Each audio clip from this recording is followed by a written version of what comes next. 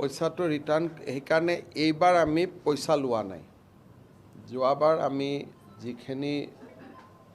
ঘূৰাই দিয়া কথা আছিল পিছত মই গম পালোঁ যে তেওঁলোকে কম্পিউটাৰ ষ্টেচনৰ পৰা পইচাটো দি দিয়ে গতিকে মই যদি ঘূৰাই দিওঁ সেই গাঁৱৰ যিবিলাক বা নগৰৰ যিবিলাক কি কয় CSCৰ একাউণ্টতহে পইচাটো জমা হ'ব ল'ৰাবিলাকে নাপাব কাৰণ ল'ৰাবিলাকে নিজৰ পৰা জমা নিদিয়ে বেলেগৰ মোবাইলৰ পৰা দি পঠাই দিছে সেইকাৰণে এইবাৰ আমি কি কৰিছোঁ টকাটো ঘূৰাই দিয়া নিদিয়াৰ কাৰণে এইবাৰ আমি কোনো ফিজ লোৱা নাই এটা ঘূৰাই কাক দিব লাগিব কথাটো হ'ল যে চবেই মোক কৈছে ফেচবুক হোৱাটছআপত কৈছে দাদা পইচাটো দি আমিতো নাপাওঁ যদি এটা ঘূৰাই দিব পৰা মানুহজন থাকে ঘূৰাই দিব পাৰি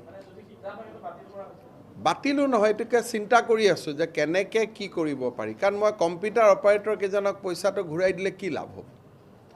একোজনে 2-5 লাখ টকাৰ ধনী হৈ যাব ৰাতিৰ ভিতৰতে কাৰণ সব তেওঁলোকৰ ফোনৰ পৰা পইচাবোৰ দিছে গতিকে সেইকাৰণে চিন্তা কৰিব লাগিব যে কেনেকৈ কি কৰিব পাৰি তো অকণমান পইচা 6-7 কোটি টকা দি দিব পাৰি কিন্তু ল'ৰাজনে যদি নাপায় আপুনি প্ৰশ্নটো কাৰ কাৰণে সুধিছে নিবনুৱাজনৰ কাৰণে সুধিছে যদি আল্টিমেটলি নিবনুৱাজনে নাপায়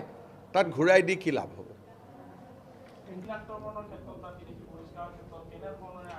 এতিয়া আগটো বঢ়াৰ কাৰণে প্ৰথমটো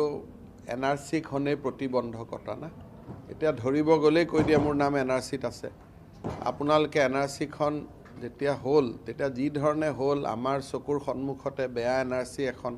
হৈ গ'ল এতিয়া তাৰ পৰা কেনেকৈ ওলাব পাৰোঁ তাৰ কাৰণে বিভিন্ন গৱেষণা চলি আছে দেখা যাওক ইলেকশ্যন হ'ব আমি জিকিম ইমানে আৰু বেলেগ আৰু কি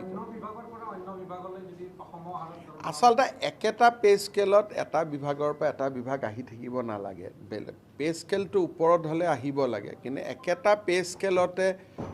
আজি এটা ডিপাৰ্টমেণ্ট এবছৰ কাম কৰিলোঁ এখনেই গভৰ্ণমেণ্ট গতিকে ইয়াৰ ওপৰত আমি এমেণ্ডমেণ্ট এটা আনিম পে স্কেল ওপৰত হ'লে এপ্লাই কৰিব পাৰে সেম পে স্কেলত মানুহে এটা ডিপাৰ্টমেণ্টৰ পৰা এটা ডিপাৰ্টমেণ্ট গৈ থাকিলে আমি খালি পৰীক্ষাই পাতি থাকিব লাগিব সেইকাৰণে বহুত সময় যুৱক যুৱতীবিলাকে আপত্তিও কৰে পৰীক্ষাৰ পিছত যে চৰকাৰে নিযুক্তি দিছে কিন্তু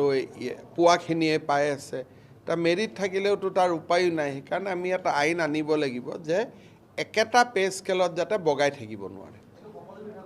সকলো বিভাগৰ ক্ষেত্ৰতে কৰিব লাগিব নহ'লে কি হয় বাৰে বাৰে বিজ্ঞাপন দি থাকিব লাগে বহুত টকা পইচা চৰকাৰৰ খৰচ হৈ যায়